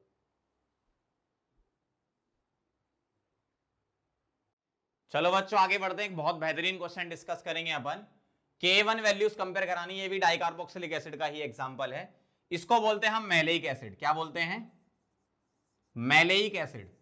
ये होता है सिस फॉर्म या जेड फॉर्म बोल सकते हो आप इसको, और ये ई फॉर्म या फिर ट्रांस फॉर्म होता है फ्यूमेरिक एसिड। क्या बोलते हैं इसको? Fumaric acid.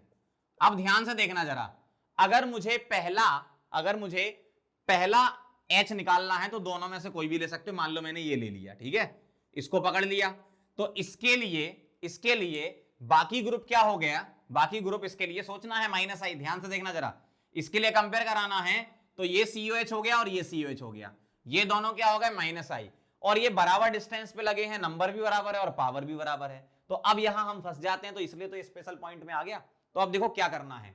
जब तुम इसमें से H प्लस को निकालोगे, ध्यान से देखना जरा, इसमें से और इसमें से जब H प्लस को भैया निकालोगे तो यहां तुम्हें कुछ ऐसा प्रतीत होगा, ऐसा लिखा हुआ नजर आएगा। किसमें से H निकालना है? बॉक्स वाले में से H निकालना था, है ना। तो डबल C, इस वाले में से H निकाल दिया तो आपको ऐसा दिखेगा। और जब मैं इसमें से H निकालूंगा, इसमें से, ध्यान से देखना जरा, C, तो आपको अब ऐसा दिखेगा। ध्यान से समझना बात को, है ना। ये मैं डाइकार्बोक्सिलिक एसिड के लिए बता रहा हूं क्योंकि इसमें K1 K2 में लोग फंस जाते हैं। जब मैंने पहला H निकाला तो इसका मतलब इसके लिए इक्विलिब्रियम कांस्टेंट K1 आएगा और इसके लिए इक्विलिब्रियम कांस्टेंट K1 आएगा। इसका अलग K1, इसका अलग K1, ठीक है, क्योंकि दो अलग अलग कंपाउंड है। तो अब ध्यान से देखो, यहां क्या होता है, ये जो नेगेटिव चार्ज है वो करता है भैया यहां हाइड्रोजन बॉन्डिंग। कैसे? ध्यान से देखो, C डबल बॉन्ड O और H, ये होती है बहुत प्यारी हाइड्रोजन बॉन्डिंग। क्यों? क्योंकि चीलेट बनता है, रिंग बनती है, तो यहां हो जाती है हाइड्रोजन बॉन्डिंग। तो ये क्या है? Stable due to intra H bonding. Chelation हो गया ना, इंट्रा मॉलिक्यूलर H बॉन्डिंग से स्टेबिलिटी आती है। आप जानते हो, केमिकल बॉन्डिंग में पढ़ चुके हो। जबकि यहां क्या है, ये ट्रांस में है, ये तो सिस था इसलिए हाइड्रोजन बॉन्डिंग हो गई, ये ट्रांस है तो हाइड्रोजन बॉन्डिंग हो ही नहीं पाएगी, डिस्टेंस बहुत ज्यादा है, तो no hydrogen bonding, no hydrogen bonding. तो मैं ये लिख सकता हूं क्या, ये मोर स्टेबल है और ये क्या है, लेस स्टेबल है। अगर ये मोर स्टेबल है इसका मतलब इसका के ज्यादा रहा होगा, क्यों, अगर स्टेबिलिटी आ रही तभी तो एच आसानी से निकाल देगा। तो अगर मैं इन दोनों की K1 वैल्यूज कंपेयर कराऊं, क्या K1 वैल्यूज, तो 1 की ज्यादा होगी किससे, 2 से, मैलिक की ज्यादा होगी फीमेरिक से। इसको 1 बोल देते हैं और इसको 2 बोल देते हैं। समझ गए बात को, क्या हुआ। यहां पर आपके जो इंडक्टिव इफेक्ट हैं वो उससे आंसर नहीं आएगा, यहां हाइड्रोजन बॉन्डिंग लगानी पड़ेगी। तो ये ध्यान रखना, di carboxylic acid special cases में मैंने ले लिया ये, ठीक है। तो इनको ध्यान रखना कि ये आप इंडक्टिव यहां लगाने जाओगे तो सेम सेम ही आ रहा है भाई, ग्रुप भी वही है, डिस्टेंस भी उतनी है, पावर भी उतनी है, तो लोग फंस जाते हैं कि अब क्या करें। तो यहां क्या है, सिस फॉर्म है और यहां ट्रांस फॉर्म है। सिस में हाइड्रोजन बॉन्डिंग होती, ट्रांस में हाइड्रोजन बॉन्डिंग नहीं होती, ध्यान रखना ये, ठीक है। अगला देखो, अगर मैं इसमें से दूसरा H निकालता, तो दूसरा H निकालने के लिए मैं पहला निकाल के रखता, तो मैं कंपेयर Ka2 लिख रहा हूं, ठीक है, पहला मैं निकाल के रख देता हूं, कंपेयर Ka2 वैल्यूज। पहला H निकाल के रख दिया मतलब ये आ गया आपका, ठीक है, पहला H निकाल के रख दिया मतलब ये आ गया।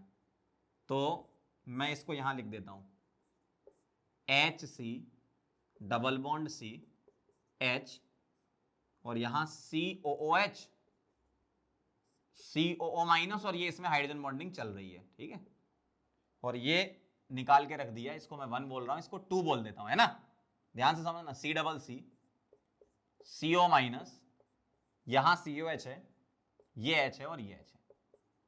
अब इसमें से H निकालना है, तो ध्यान से देखो, जब ये एक H निकलने के बाद हाइड्रोजन बॉन्डिंग में ट्रैप हो गया तो आसानी से दूसरा H नहीं निकालेगा, जबकि यहां H निकल जाएगा।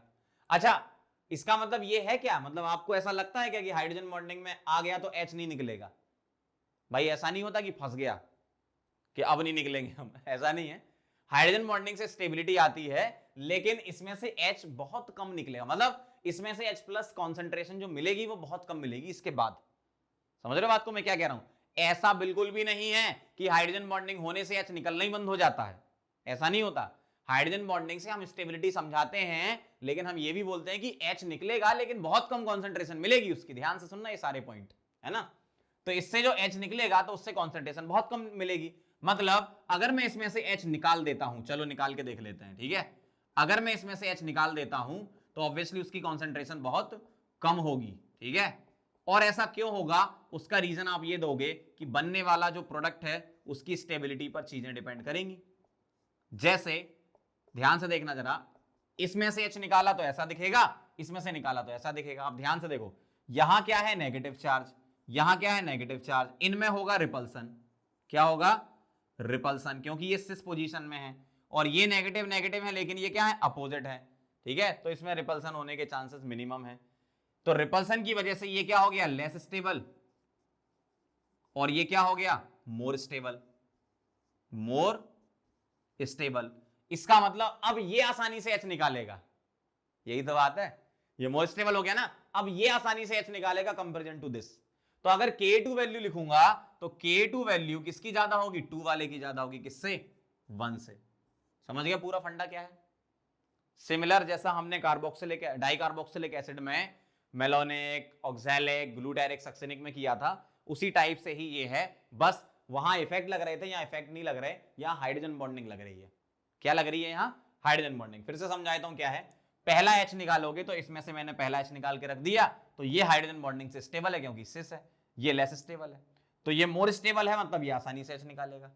यहां क्या हो रहा है, एक H निकाल के मैंने लिख दिया, हाइड्रोजन बॉन्डिंग हो रही, बहुत अच्छी बात है, H निकलेगा तो बहुत कम कॉन्सेंट्रेशन मिलेगी, और दूसरा फैक्टर ये है कि ये CO नेगेटिव रिपल्सन करेंगे, तो ये लेस स्टेबल है, ये दूर दूर है, ट्रांस है, तो मोर स्टेबल है।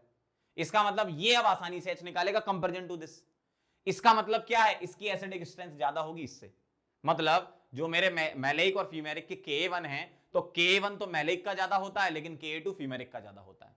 फिर से सुन लो, बोल रहा हूं, बहुत इंपॉर्टेंट, K1 मैलेइक का ज्यादा होता है इस वजह से, और K2 फीमेरिक का ज्यादा होता है इस वजह से। ये दोनों ही वजह लिखी है आपके सामने, समझ गए। तो ये बहुत ही इंपॉर्टेंट पॉइंट थी, इसलिए अपन ने बोला इसको पंकज सर स्पेशल पॉइंट, क्योंकि डाई कार्बोक्सिलिक एसिड में लोग यूजुअली गलती करते हैं, ठीक है।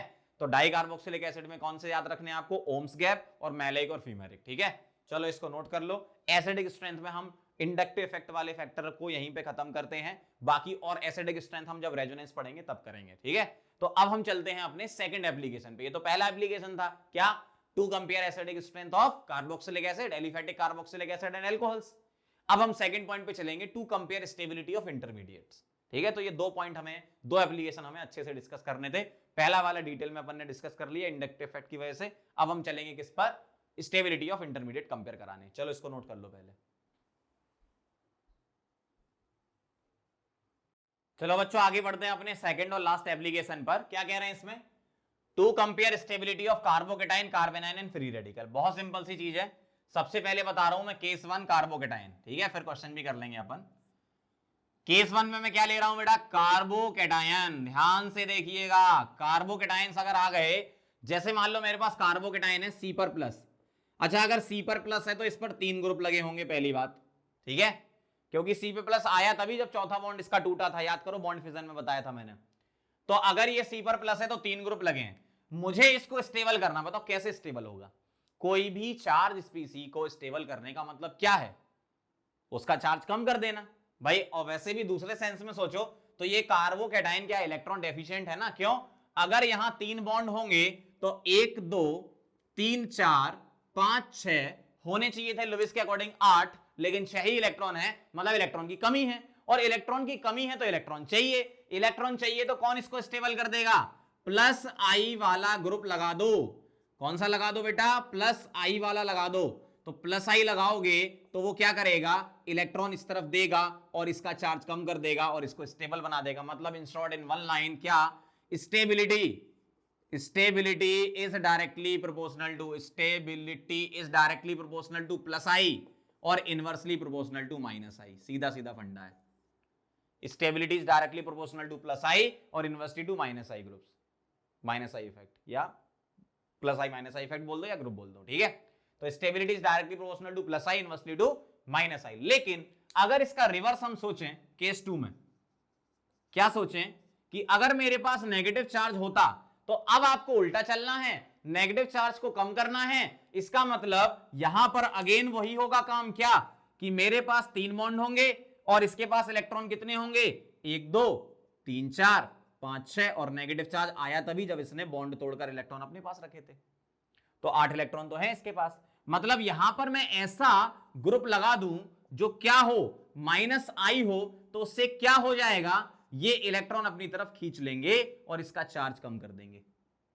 मतलब in short in one line क्या, stability is directly proportional to minus I और inversely to plus I effect या ग्रुप। समझे बात को, बहुत आसान है। अगर मैं तीसरे केस पे चलूं तो केस 3 का मतलब क्या है, कार्बन के पास 1 इलेक्ट्रॉन और 3 बॉन्ड बना रखे हैं। तो क्या बात है, यहां पर कितने इलेक्ट्रॉन है, यहां पर 6 और 1 7, होने चाहिए थे 8, इलेक्ट्रॉन की कमी। तो ऐसा ग्रुप लगाओ जो इसको इलेक्ट्रॉन प्रोवाइड करते हो, मतलब प्लस आई वाले ग्रुप लगा दो। क्या लगा दो, प्लस आई वाले ग्रुप लगा दो, ताकि ये क्या करें, इलेक्ट्रॉन इसको दे दें और इसको स्टेबलाइज कर दें। तो सीधी सी बात है क्या, stability is directly proportional to plus I और इनवर्सली टू माइनस आई। मतलब सेम एज कार्बोकेटायन,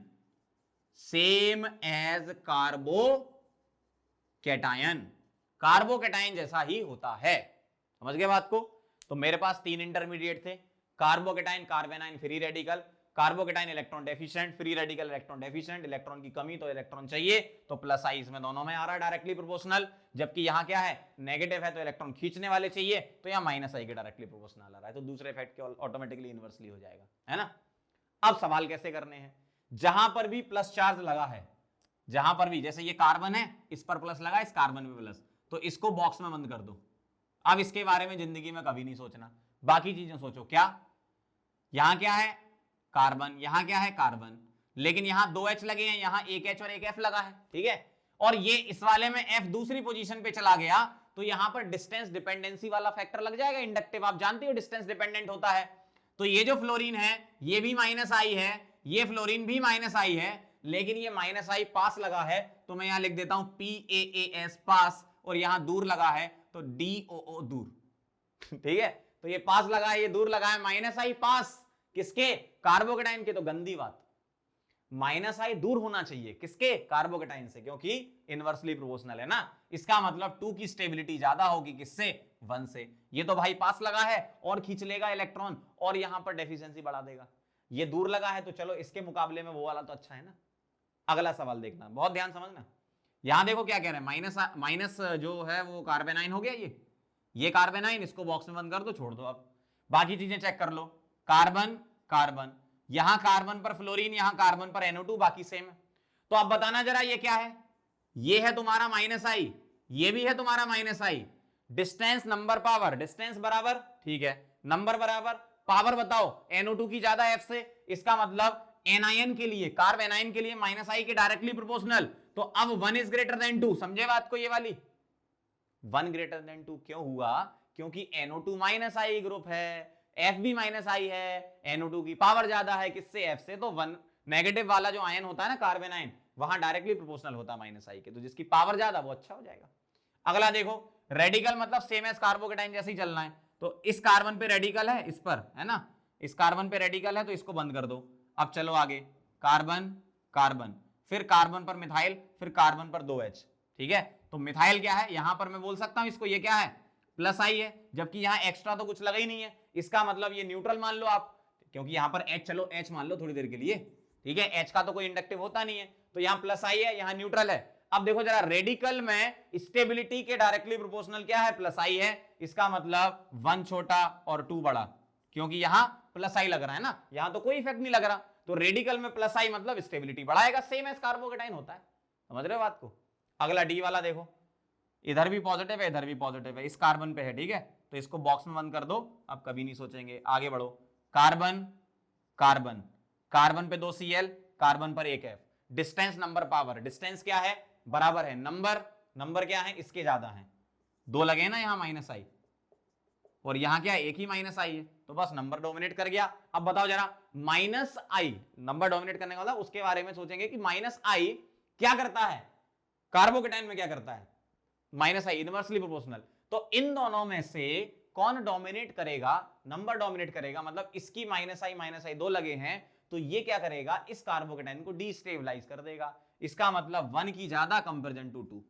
ये वाला समझे कैसे लिखा, यहां एक माइनस आई था, यहां 2 माइनस आई हैं, और नंबर डोमिनेट करते हैं, मतलब यहां अपन ऐसा बोल देंगे कि इनका माइनस आई ज्यादा है इससे, इन 2 Cl का माइनस आई ज्यादा है इससे, तो माइनस आई ज्यादा, इसका मतलब इसकी स्टेबिलिटी को तो कम कर देगा ना। अरे समझो भैया बात को, बहुत इंपॉर्टेंट चीजें हैं, बहुत आसान से समझ में आ जाएंगी। कार्बोकेटाइन के directly proportional plus I, carbocation की स्टेबिलिटी के directly proportional plus I, inversely minus I, ठीक है। कार्बेनाइन के directly proportional minus I, inversely plus I. Free radical is same as that of carbocation, simple सी बात है, इसमें इतना क्यों सोचना। बस तरीका देख लो आप, क्वेश्चन देख लो आप, किस तरीके से अपन इसको अटेम्प्ट कर रहे हैं, तरीके बना लो अपने कि हम ऐसे ही क्वेश्चन करेंगे। और मेरे तरीके जानते ही बड़े खतरनाक होते हैं, अपन सीधे आंसर ले आते हैं ना, तो बस कॉन्सेप्ट पहले का पता होना चाहिए इंडक्टिव, तभी सीधे आंसर आएंगे। ऐसा नहीं सर कि ऐसा कुछ तरीका बता दो कि क्वेश्चन देखें और आंसर आ जाए, तो सबसे बढ़िया तरीका पढ़ो, बिना पढ़े कुछ नहीं होगा, है ना, कोई शॉर्टकट नहीं होते। बस ये है कि जो आपको कुछ कॉन्सेप्ट पता होते हैं तो उसमें ट्रिक हम निकाल लेते हैं, ठीक है। ट्रिक याद करने की, जैसे माइनस आई सीरीज याद करने की ट्रिक है, करनी तो पड़ेगी ना, मतलब एक तरीके से हमने कॉन्सेप्ट को बदल दिया ट्रिक में, और सीधे कुछ चीजें देखो, केमिस्ट्री में सीधा सा फंडा है, आपको कुछ चीजें समझ में आएंगी, कुछ चीजें समझ में नहीं आएंगी, जो नहीं आ रही हैं उनको याद कर लो, छोड़ो मत, जो आ रही है तो बहुत अच्छी बात है। केमिस्ट्री पढ़ने का सीधा तरीका है, जितना आपको पढ़ाया जा रहा है वो तो आपको मस्ट है, मतलब पढ़ना ही है, ठीक है। अगर चीजें समझ में आ रही तो बहुत अच्छी बात है, नहीं आ रही तो याद कर लेना, ठीक। चलो इसको नोट करो, फिर आगे बढ़ते हैं।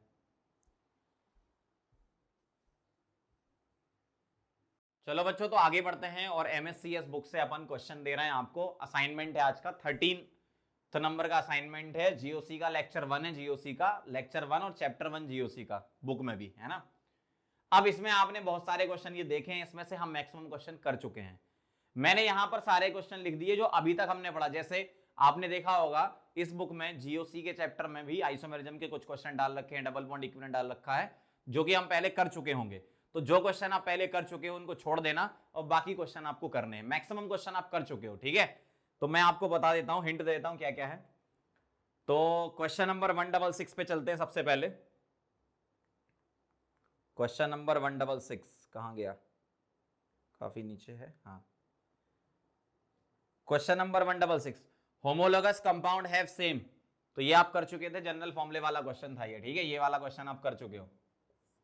क्वेश्चन नंबर 12 पे चलते हैं।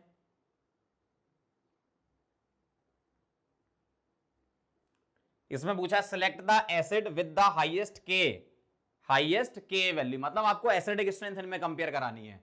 इंडक्टिव इफेक्ट का ही हमने पढ़ा अभी फैक्टर, तो इंडक्टिव इफेक्ट से रिलेटेड क्वेश्चन है। Acidic strength is directly proportional to -i और इनवर्सली टू +i, तो ये वाला हो जाएगा आपका। 70 नंबर का क्वेश्चन है, 70,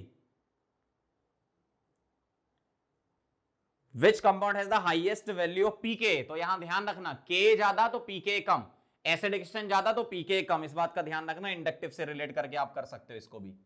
क्वेश्चन नंबर 108, क्वेश्चन नंबर 108 में बोला गया है ऑक्सैलिक एसिड, ध्यान से देखना जरा। ऑक्सैलिक एसिड आपको मैंने बताया था क्या होता है, ऑक्सैलिक, मेलोनिक और हेप्टेन डायोइक। तो ऑक्सैलिक ये हो गया, ठीक है, मेलोनिक क्या हो गया, ये हो गया, ठीक है, और हेप्टेन डायोइक कैसा हो जाएगा, CH2 5 और एक COH इधर लगा दो और एक इधर लगा दो, ठीक है, तो ये हो जाएगा आपका हेप्टेन डायोइक एसिड हो जाएगा, ठीक है, हेप्टेन डायोइक एसिड। तो ध्यान से देखना जरा, इसका तुम्हें दे रखा pK1 दिया है, इसको pK2 दिया है और इसको pK3 दिया है, और pK1 pK2 pK3 यार फर्स्ट डिसोसिएशन कांस्टेंट। अब यहां कंफ्यूज मत होना कि सर pK1 pK2 pK3, वो नहीं है ये। pK1 मतलब क्या है, इसका जो K1 है वही Ka1 है, ठीक है, और इसका जो K2 माना उन्होंने वो जो है वो इसका Ka1 है, ठीक है, और K3 माना वो इसका Ka1 है, ध्यान रखना आप। तो इनने जो pK3 लिखा वो एक तरीके से उसका थर्ड वाले का ही pK1 है, ध्यान से, बहुत ध्यान से याद रखना इस चीज को। इन्होंने pK1 pK2 pK3 जो लिखा है वो फर्स्ट डिसोसिएशन कांस्टेंट है, मतलब इसका फर्स्ट Ka1, इसका फर्स्ट और इसका फर्स्ट आपको कंपेयर कराना है। मैंने आपको कंपेयर करवा चुका हूं मैं कि फर्स्ट डिसोसिएशन कांस्टेंट का ऑर्डर क्या होता है, ये फिर ये फिर ये, ठीक है, उसके अकॉर्डिंग आप pK को अरेंज कर लेना। क्वेश्चन नंबर 1 और 2 पे चलते हैं। 1 और 2 दोनों ही हो चुके हैं शायद अपने, हाँ, क्वेश्चन नंबर 1 भी कर चुके और 2 भी कर चुके, क्वेश्चन नंबर 3 भी कर चुके हैं अपन, है ना। क्वेश्चन नंबर 8 पे चलें, क्वेश्चन नंबर 8 भी कर चुके हैं ना। 9th वाला क्वेश्चन, ये भी लोन पेयर वाला हो चुका। 10th वाला कैसे करोगे, स्ट्रेन पूछा है तो 3 मेंबर में स्ट्रेन ज्यादा होता है, फिर 4 मेंबर, फिर 5 मेंबर, फिर 6 मेंबर, ऐसा होता है ना। स्ट्रेन वाला थ्योरी में अपन ने पढ़ी थी आइसोमेरिज्म में। 11th वाले क्वेश्चन में आपसे फंक्शनल ग्रुप पूछा, ये भी क्वेश्चन हम कर चुके हैं। 18th वाले में पूछा गया है आपसे क्या, हाइब्रिडाइजेशन पूछा, हाइब्रिडाइजेशन शायद ये भी कर चुके हैं। कैसे निकालते हो आप, सिग्मा प्लस लोन पेयर करते हो, सम अगर आपका 2 आता है तो sp 3 आता है तो sp 2, 4 आता है तो sp 3, इस टाइप से हो जाएगा ये क्वेश्चन। 36 वाला, 36 में पूछा गया हाउ मेनी du, एक पाई की du1 होती है, एक रिंग की du1 होती है, ये ध्यान रखना और काउंट कर लेना, total 42। Which one of the following compound shown below is not an isomer of other, ये भी कर चुके हैं क्वेश्चन अपन। du सेम नहीं है फोर्थ वाले की, डी आंसर है इसका, है ना।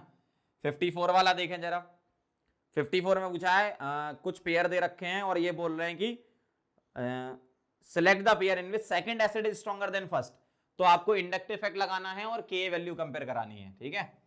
58 वाला, which of the following is not the isomer of 3 ethyl 2 methyl pentane, ये क्वेश्चन भी अपन कर चुके हैं, मॉलिक्यूलर फॉर्मूला चेक कर लेना। 59 आइसोमर ऑफ द कंपाउंड 1 का आइसोमर कौन सा नहीं है, तो ये भी अपन क्वेश्चन कर चुके हैं, मॉलिक्यूलर फॉर्मूले वगैरह से चेक कर लेना आप। 64 वाला, 64 वाले में कह रहे हैं लोएस्ट पीके वैल्यू, मतलब हाईएस्ट के मतलब एसिडिक स्ट्रेंथ ज्यादा, ठीक है, तो इनके सबके स्ट्रक्चर बना लेना। चलो मैं बना ही देता हूं। 64 में इथेनॉल आपका ये होता है, प्रोपेन 1ऑल आपका ये होता है, ब्यूटेन 1ऑल आपका ये होता है, और पेंटेन 1ऑल आपका ये होता है। 1 2 3 4 5 ये, ठीक है। तो अब आप इंडक्टिव इफेक्ट से समझ लो, इंडक्टिव इफेक्ट लगा कर देना। 66 bond x is made by the overlapping of, तो उसके आसपास के कार्बन का हाइब्रिडाइजेशन चेक कर लो, sp2 और sp3, ये भी अपन कर चुके हैं शायद। 74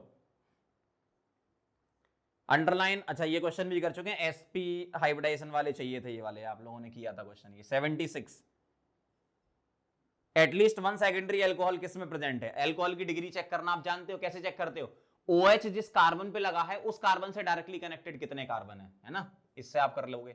91 ये आईयूपीएससी का क्वेश्चन है, 5 ब्रोमो 2 साइक्लोप्रोपाइल हेक्स 2 इनॉल, ये भी शायद आप क्वेश्चन कर चुके हो, आईयूपीएससी नेमिंग से कर लेना। 100 order of decreasing basic strength of halide. अब देखो ये क्वेश्चन इनऑर्गेनिक का केमिकल बॉन्डिंग का क्वेश्चन यहां डाल दिया इन्होंने। 100 वाले क्वेश्चन में क्या पूछा है आपसे, बेसिक स्ट्रेंथ पूछी है इनकी, किसकी, एनाइंस की। तो ध्यान से आप मुझे देख के बताओ, HCl HF HCl HBr और HI, एसिडिक स्ट्रेंथ यही लिखी थी हमने केमिकल बॉन्डिंग में, टॉप टू बॉटम आते हो, बॉन्ड एनर्जी कम होती है, H+ आसानी से निकल जाता है, तो एसिडिक स्ट्रेंथ इसकी ज्यादा हो जाती है। तो इसमें से जब आप H निकाल दोगे तो बेसिक स्ट्रेंथ का ऑर्डर क्या हो जाएगा, इसका उल्टा हो जाएगा। तो ये बेसिक स्ट्रेंथ का ऑर्डर हो जाएगा आपका। क्वेश्चन नंबर 104 में पूछा गया, ये कंपाउंड दिए हैं, choose the statement that best describe the compound 1, 3, 4 are same compound. इन सब के आईयूपीएससी नेम कर लो, अगर आईयूपीएससी नेम सेम आ रहा है तो कंपाउंड भी सेम होगा। 144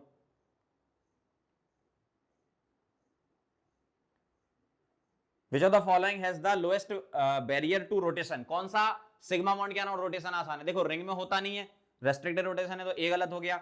बी वाले में यहां पर sp2 हाइब्रिडाइजेशन आ गए, ठीक है। सी वाले में सिग्मा बॉन्ड साफ साफ दिख रहा है और sp3 हाइब्रिडाइज वाले हैं, मतलब अल्केन है। डी वाली भी अल्केन है, तो अल्केन में फ्री रोटेशन हम कराते थे, तो सी और डी में रोटेशन अच्छा होगा, रोटेशन तो बी में भी होगा, लेकिन रोटेशन थोड़ा बेकार होगा, क्यों, आसपास sp2 हाइब्रिडाइज कार्बन है। सी वाले में होगा और डी वाले में, अब डी वाले में भी बेकार होगा सी से, क्यों, क्योंकि डी वाले में स्टेरिक हिंड्रेंस लग गई, देखो आप मिथाइल लगे ऊपर नीचे। तो 146 पे चलते हैं अपन। How many double bond equivalent, DU निकालनी थी, ये भी क्वेश्चन आप कर चुके हो, C+1 - H+X - N/2 formula. 147 how many double bond, एक पाई बॉन्ड की एक डीयू और एक रिंग की एक डीयू होती है, काउंट कर लेना। 172 last question, in the molecule CH3 C triple bond C CH double bond the maximum number of carbon atom arranged in linear, ये भी क्वेश्चन कर चुके हो, मैक्सिमम नंबर ऑफ कार्बन वाला याद करो कैसे किया था अपन ने, एक प्लेन में, एक मैंने बताया था मैक्सिमम नंबर ऑफ एटम और एक maximum number of carbon atom वाला। जैसे अगर मैं आपसे बोलूं 172 में, ध्यान से देखना जरा, इसका अगर मैं स्ट्रक्चर बनाऊं, देखो हाइब्रिडाइजेशन लेफ्ट वाले कार्बन का sp3 है, इसका हाइब्रिडाइजेशन sp3 है, ध्यान से देखना जरा, इसका sp3 है, इसका sp है, इसका sp है, फिर आगे बढ़े, इसका sp2 है, ध्यान से देखना, और इसका sp2 है। तो मैक्सिमम नंबर ऑफ एटम किस में पूछ रहे हैं आपसे, आर अरेंज लीनियरली। तो ध्यान से देखो जरा, ये तो बॉन्ड एंगल 180 होगा ना, ये भी 180 होगा, तो ये कार्बन, ये कार्बन, ये कार्बन और ये कार्बन, ये 180 डिग्री एंगल पर ही होंगे ना सीधे, तभी तो एंगल 180 बनेगा आपका, सीधे होने चाहिए ना ये। तो 1 2 3 4 कार्बन एटम जो है वो एक प्लेन, मतलब लीनियरली अरेंज है। ऐसा ही एक क्वेश्चन मैंने कराया था, कौन सा वाला, ये वाला इथाइन वाला, याद करो। इसमें मैंने बोला था maximum number of atom in one linearly arrange, है ना। तो 1 2 3 4, इसका भी आंसर 4 है, लेकिन इसका क्वेश्चन अलग है। क्या, इसमें बोला गया maximum number of atom linearly arrange 4 है, लेकिन इसमें पूछा maximum number of carbon atom, तो 2 आंसर आएगा। इसमें क्या बोला गया, maximum number of carbon atom, तो 1 2 3 4 कार्बन एटम अरेंज है। तो ध्यान रखना क्वेश्चन में क्या लिखा है, maximum number of carbon atom लिखा है या एटम लिखा है, ठीक है। तो इस तरीके से आप ये अटेम्प्ट करना, असाइनमेंट 13 जीओसी का लेक्चर 1। अब हम मिलते हैं अगले लेक्चर में, लेक्चर 2, जिसमें अपन हाइपर कॉन्जुगेशन इफेक्ट और उसके आगे की चीजें पढ़ेंगे, ठीक है। चलो मिलते हैं फिर नेक्स्ट लेक्चर में।